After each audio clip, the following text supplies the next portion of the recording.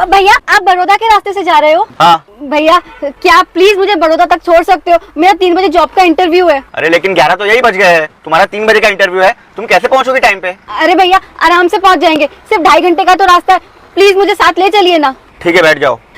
Thank you भैया।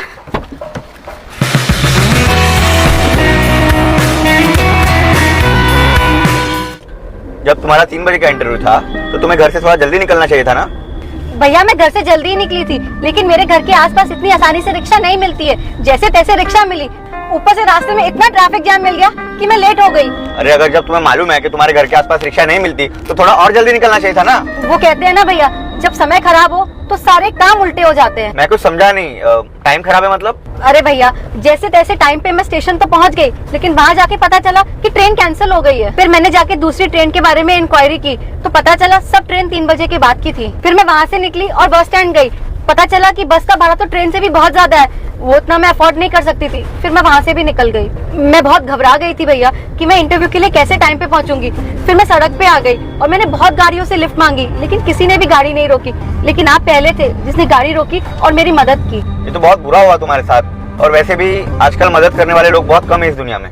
आप सही कह रहे हो भैया, और मेरे पास सिर्फ 150 रुपए थे जो मैं लोकल ट्रेन में आने जाने का भाड़ा निकाल सकती थी। बस का भाड़ा निकालने के लिए मेरे पास पैसे नहीं थे। मैंने अपने दोस्तों से मदद भी मांगी, लेकिन सबने मेरी मदद करने से मना कर दिया। यहाँ तक कि जब बुरा समय पड़ा तो रिश्तेदारों ने भी साथ छोड़ दिया। ये तो बहुत बुरा हुआ तुम्हारे साथ। लेकिन वैसे तुम करती क्या हो?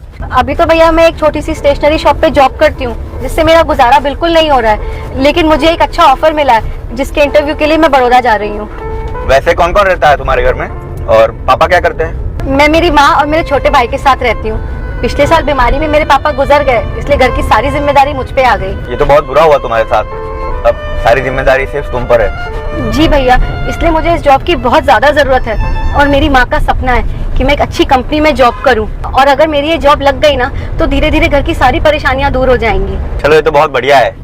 By the way all the best, और मैं पूरी कोशिश करूंगा कि तुम जॉब इंटरव्यू पे टाइम पे पहुंच जाओ।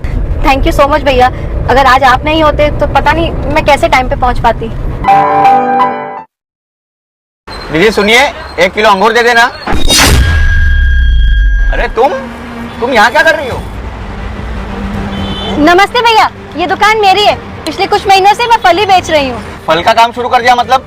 अरे तुम तो 1 साल पहले जॉब का इंटरव्यू देने गई थी ना, उसका क्या हुआ? गई तो थी भैया इंटरव्यू देने, लेकिन मैंने कहा था ना, जब समय खराब हो तो सारे काम खराब हो जाते हैं। आगे का वीडियो देखना चाहते हैं तो यहाँ पर सब्सक्राइब कीजिए और ऊपर लाइक करके नीचे दिए शेयर बटन पर क्लिक करिए।